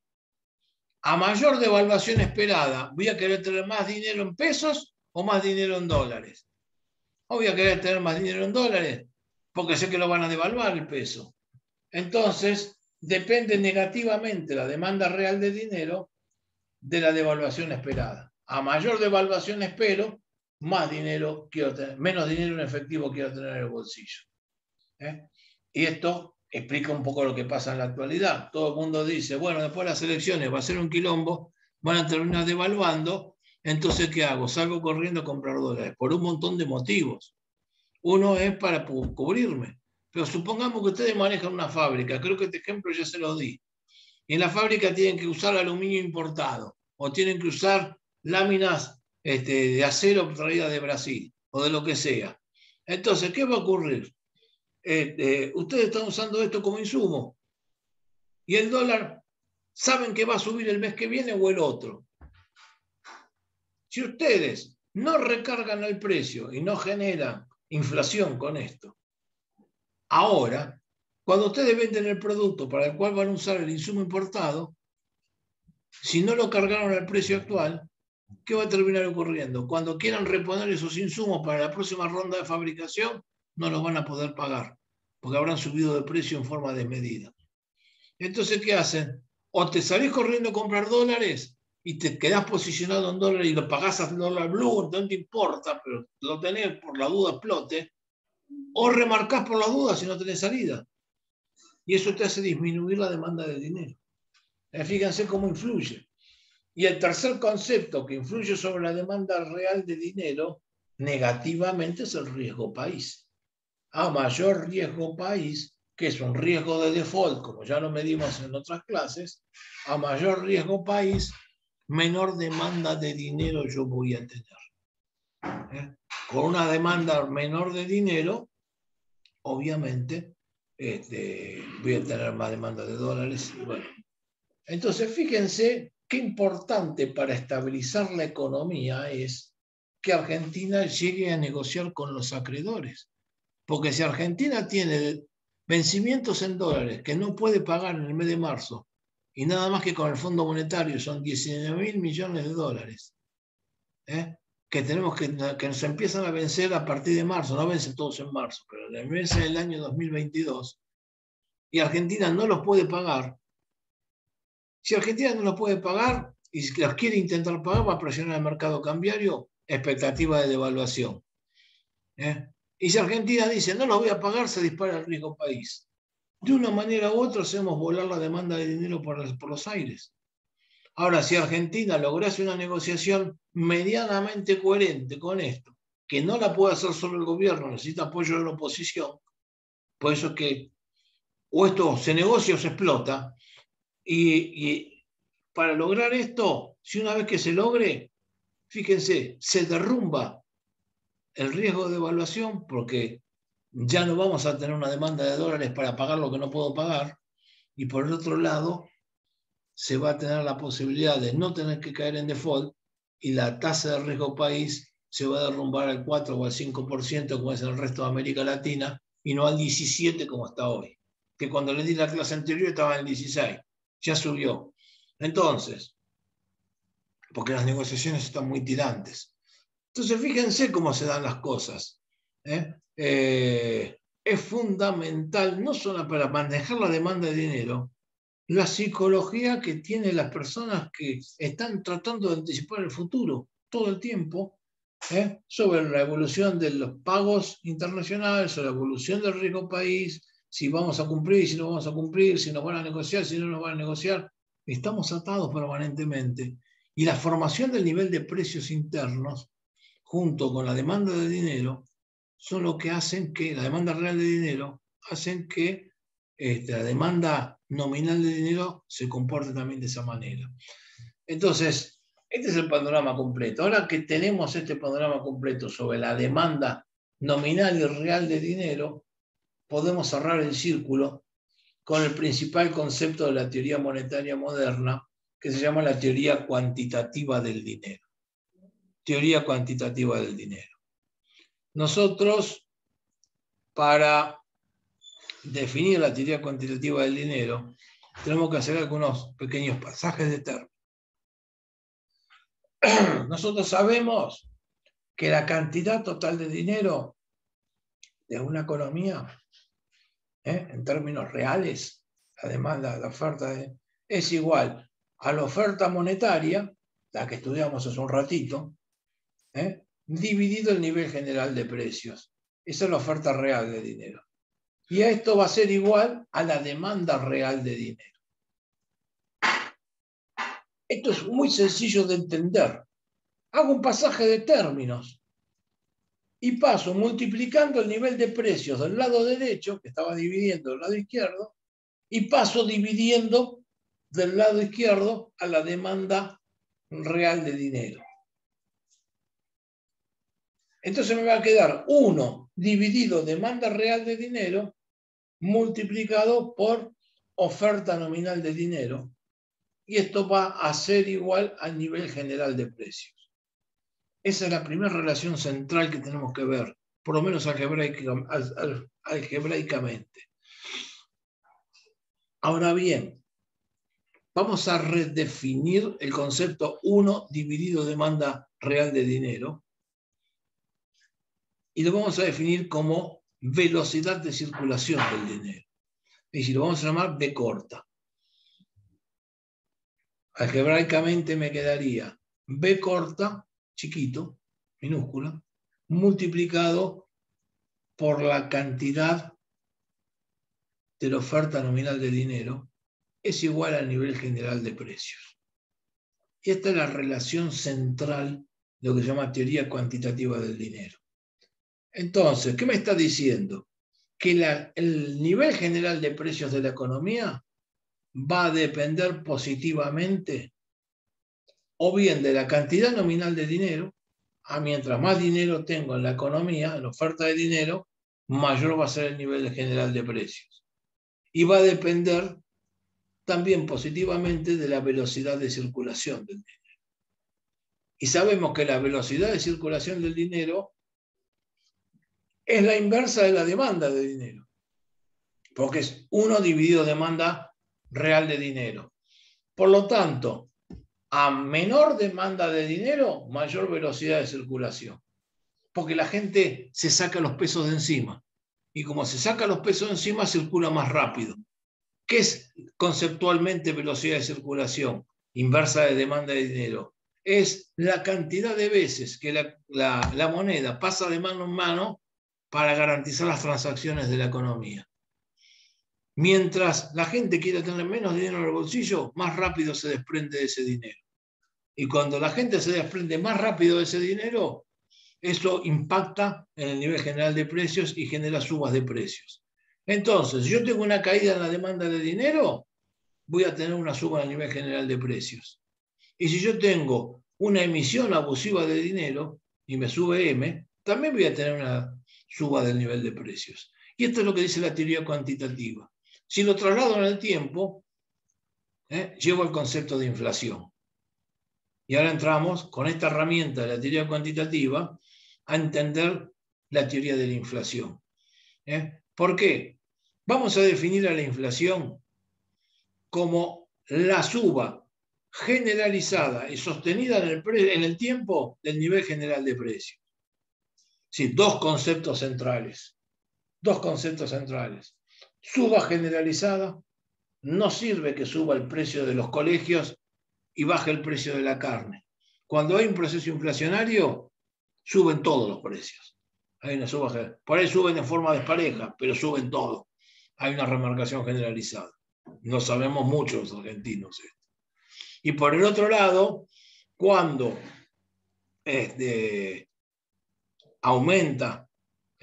cuando se produce un proceso inflacionario, no solamente suben todos los precios de forma generalizada, sino que las subas se sostienen en el tiempo. Sube este mes, sube el mes que viene, sube el otro, sube. No es que suben por única vez. Eso sería una acomodación de precios relativos, a lo mejor si subiesen por única vez. Cuando hay inflación, suben todos y se sostiene en el tiempo la suba, es decir, cada vez sube más. Sube sobre sube. Entonces, esto es lo que explica un proceso inflacionario. Y como ya estudiamos la teoría cuantitativa del dinero, sabemos que ese nivel de precios que sube generalizadamente va a depender de dos cosas. O bien está cayendo la demanda de dinero, porque aumenta V, aumenta la velocidad de circulación, o bien está aumentando la cantidad nominal de dinero porque aumenta M sobre MS, que es la oferta de dinero.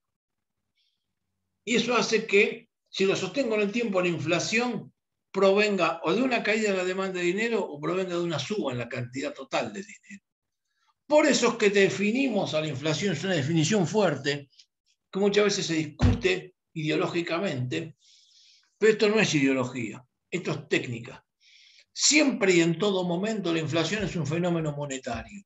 No hay manera de explicarlo de otra forma. Por eso es que tienen que entender que es la otra cara de la moneda de la economía. Si yo tengo inflación es porque tengo un desequilibrio en el sector monetario. Eso no quiere decir que sea culpa que estoy emitiendo dinero. No, puedo no emitir un centavo. Es más, puedo no tener ni siquiera expansión secundaria. Me lo clavo en cero, no lo aumento más. Pero si la economía está viendo que yo me fui a enfrentar a una devaluación inminente, que voy a entrar en cesación de pago, o que Estados Unidos va a disparar las tasas de interés al 20%, mi demanda de dinero se derrumba.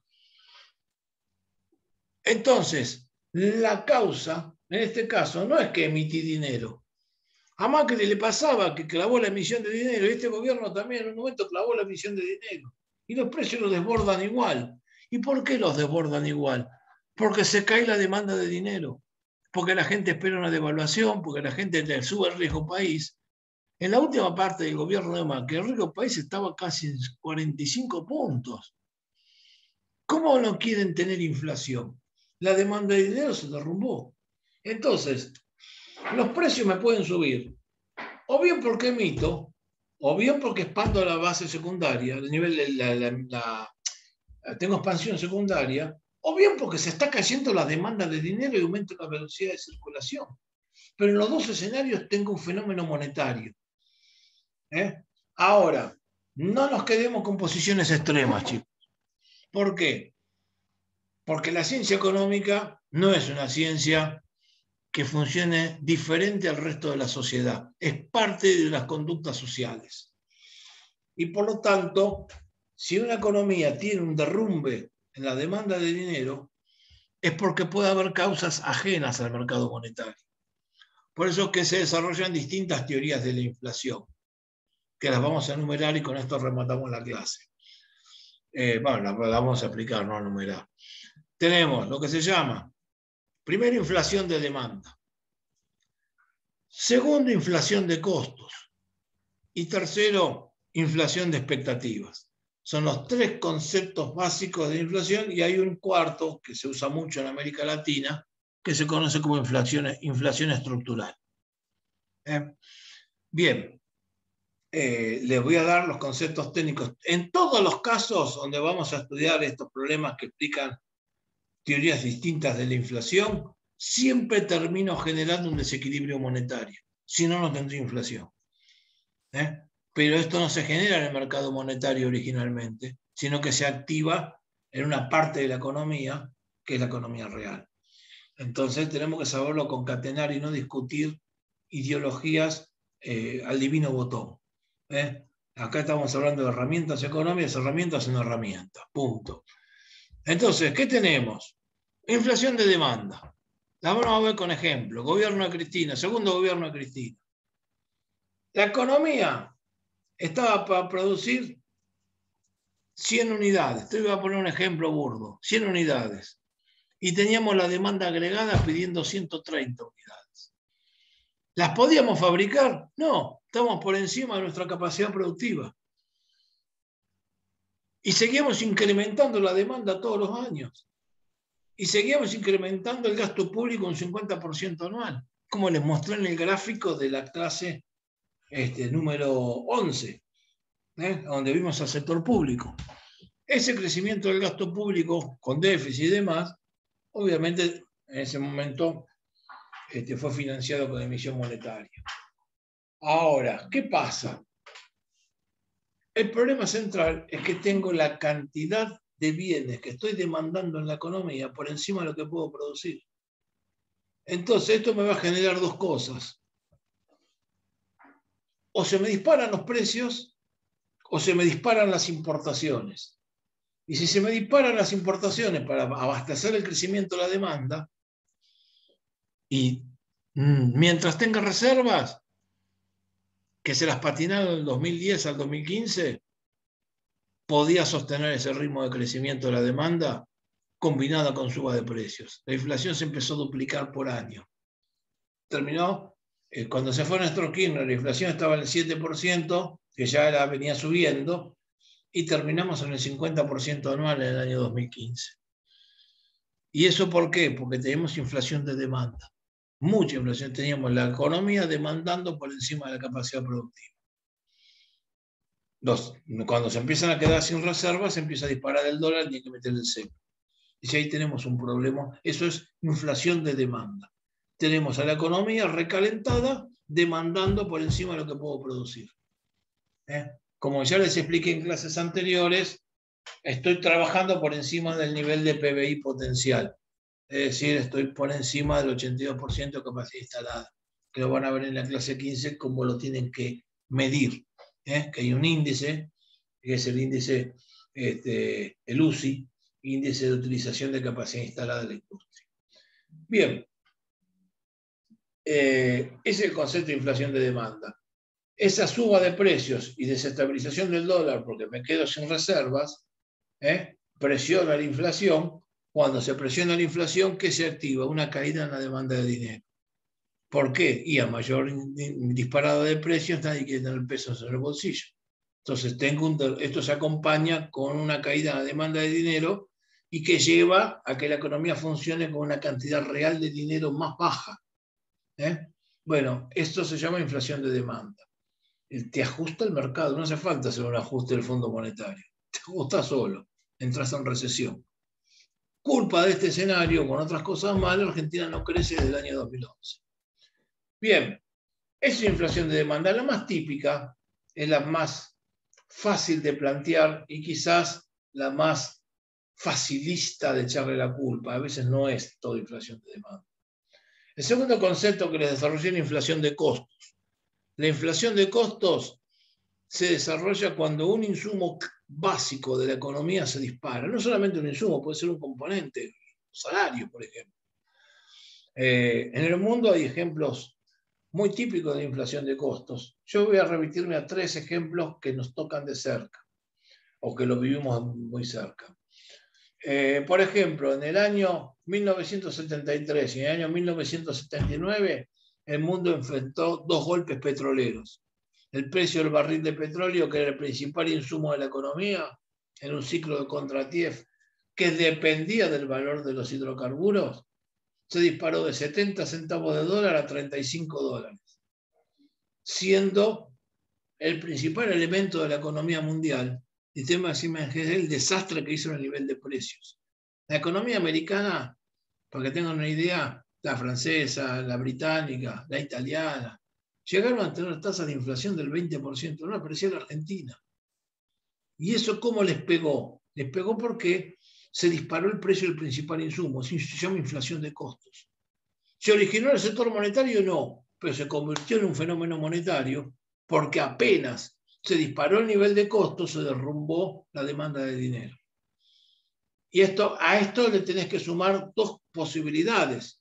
Que el Estado actúe acompañando la suba, con lo que se llama emisión pasiva. ¿Qué quiere decir? Que para evitar que explote socialmente la sociedad o la economía, el Estado emite y convalida la suba de precios.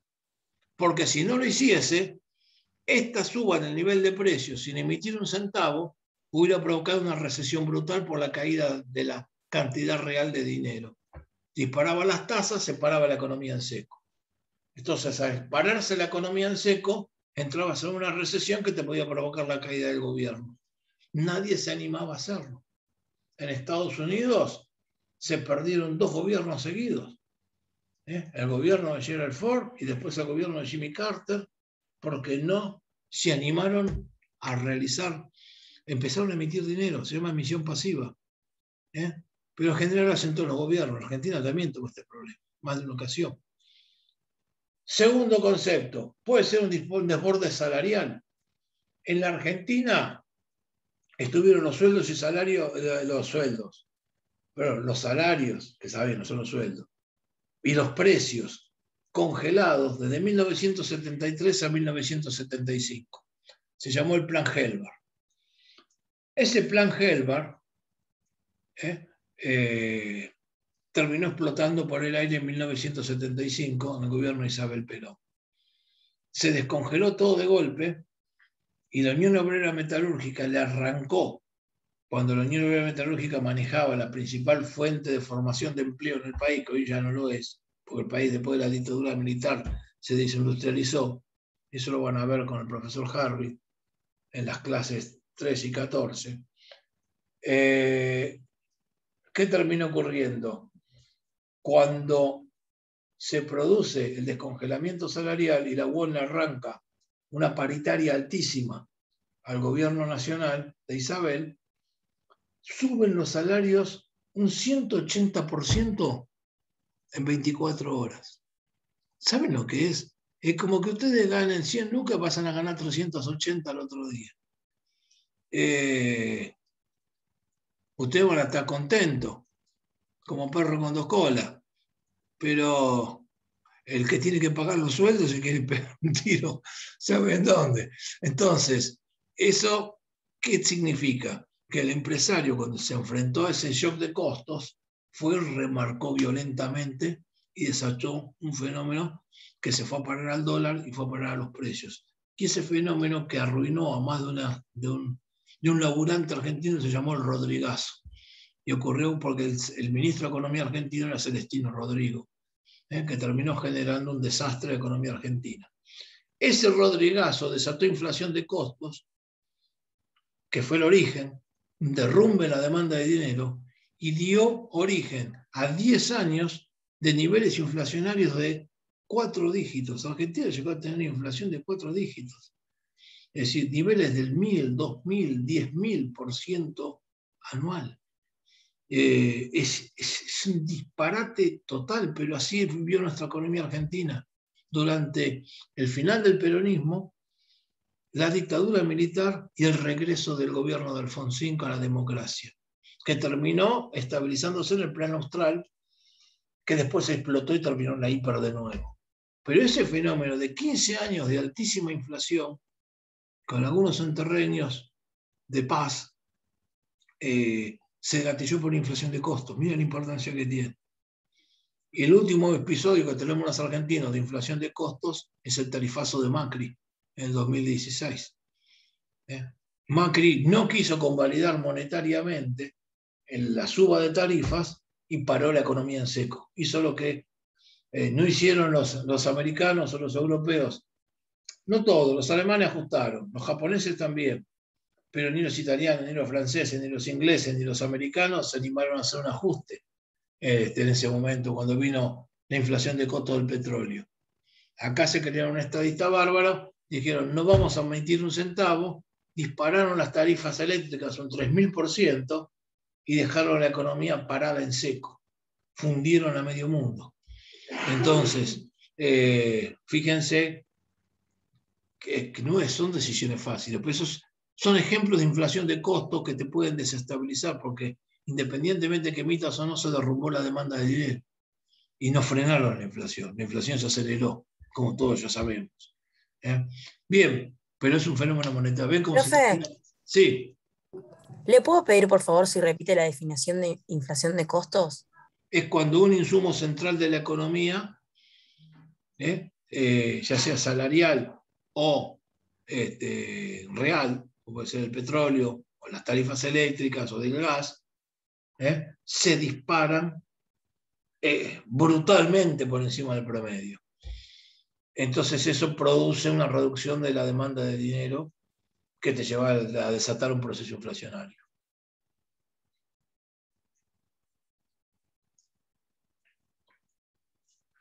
La inflación estructural se produce en países con altos niveles de subdesarrollo, pero también se produce en países desarrollados.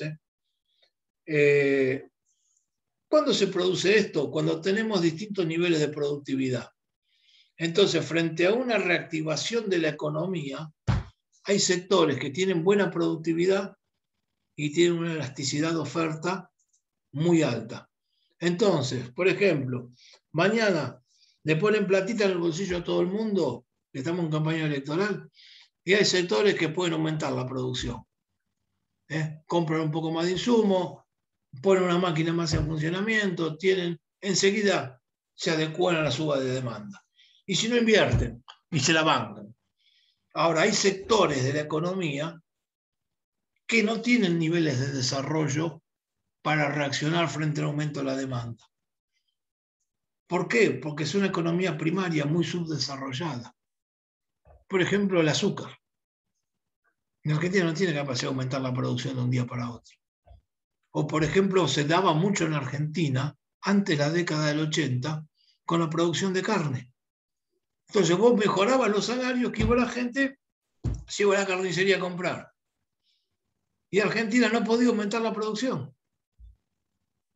Porque en ese momento el campo no estaba al nivel de productividad que tiene hoy. No lo tenía. En general, la explotación agrícola y ganadera estaba en manos de una oligarquía que se llamaba la oligarquía vacuna. No es un verso esto. Y estos tipos eran 1000 familias que mandaban las vacas a pastar en la primavera, las liquidaban en abril,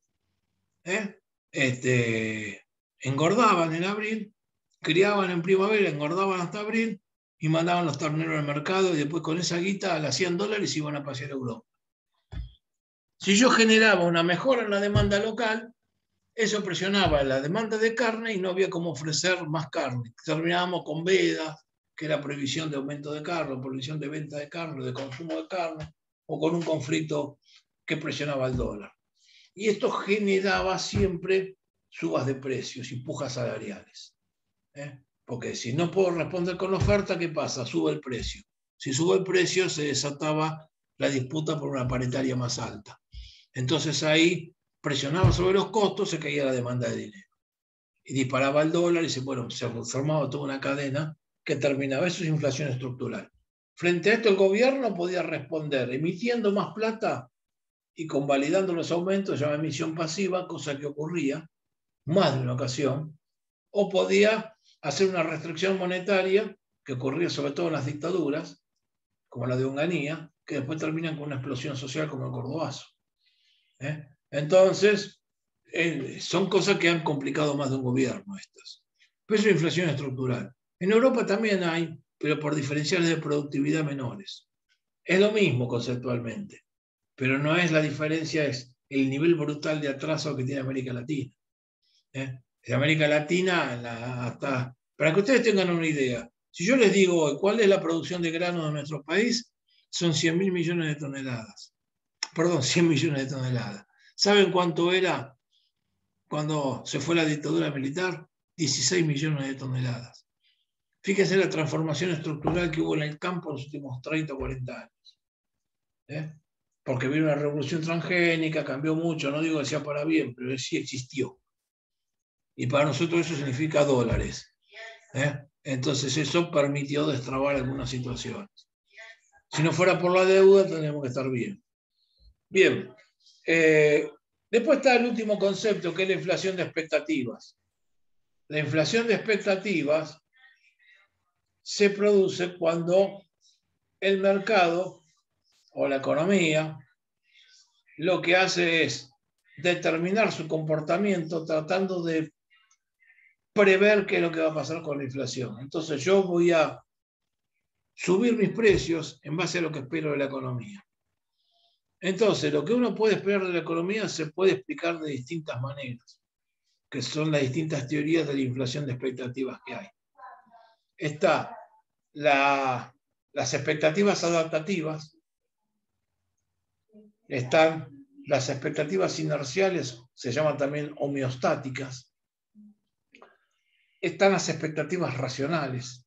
Bueno, uno puede ir dividiendo todas. Las expectativas adaptativas es una teoría que funcionó mucho en la década del 60 con un economista keynesiano llamado Philip Kagan, que decía que en el mercado monetario la demanda de dinero iba ajustándose en base a lo que venía pasando en el pasado. Y las expectativas de inflación las formaban en base a la inflación pasada, pero ponderaban más, sacaban como un promedio hacia el pasado de los índices de precios y ponderaban un poquito más que el resto lo que había pasado en los últimos meses.